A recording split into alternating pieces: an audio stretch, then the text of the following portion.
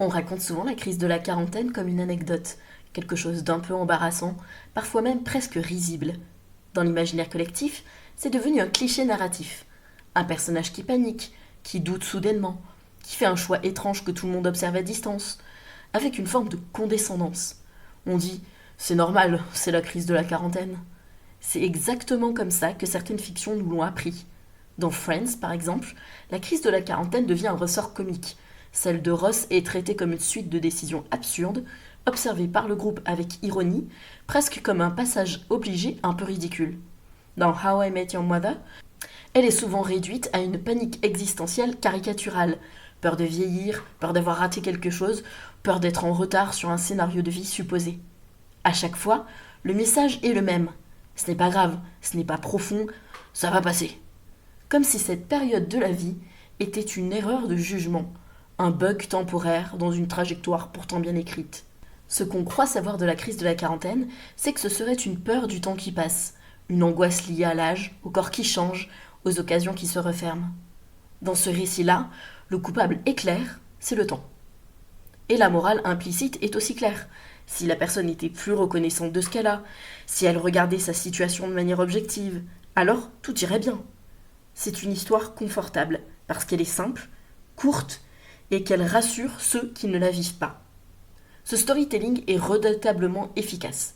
Il réduit une crise complexe à une variable universelle, l'âge. Il évite les zones grises, il évite les responsabilités invisibles, et il permet de conclure rapidement « ça va passer ». Il évite aussi de poser une question beaucoup plus dérangeante. Si je continue exactement sur cette trajectoire, est-ce que cette histoire-là me convient pour le reste de ma vie ?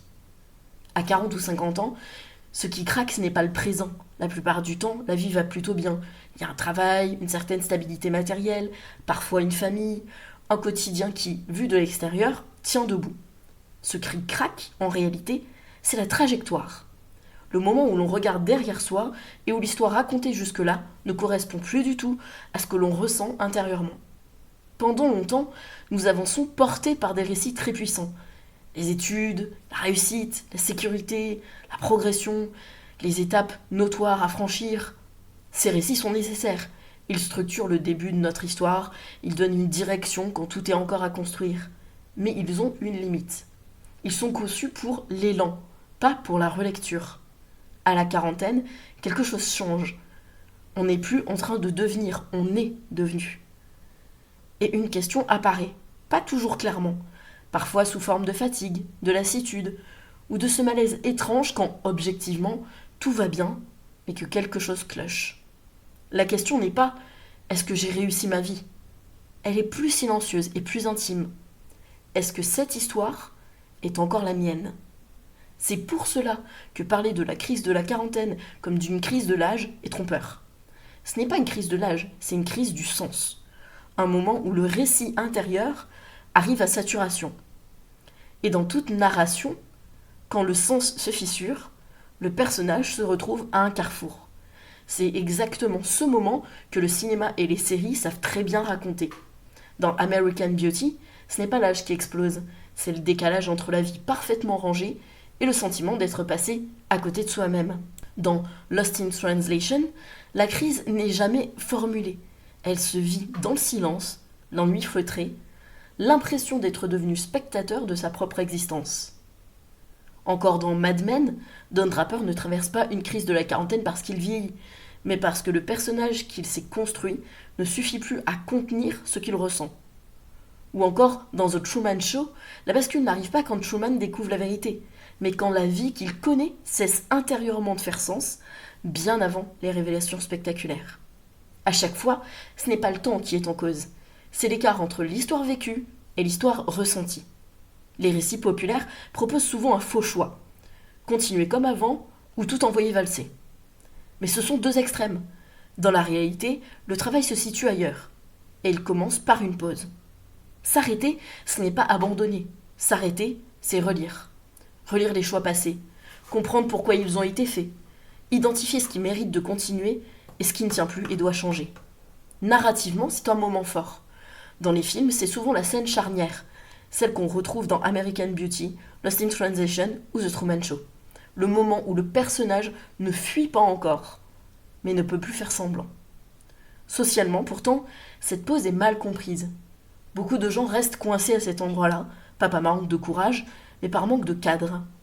Elles savent très bien ce qu'elles ne veulent plus, mais pas encore ce qu'elles veulent écrire ensuite.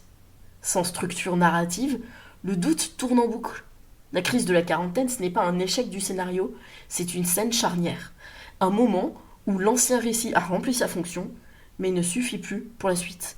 C'est l'instant où l'on cesse de subir la trajectoire et où l'on peut doucement redevenir auteur.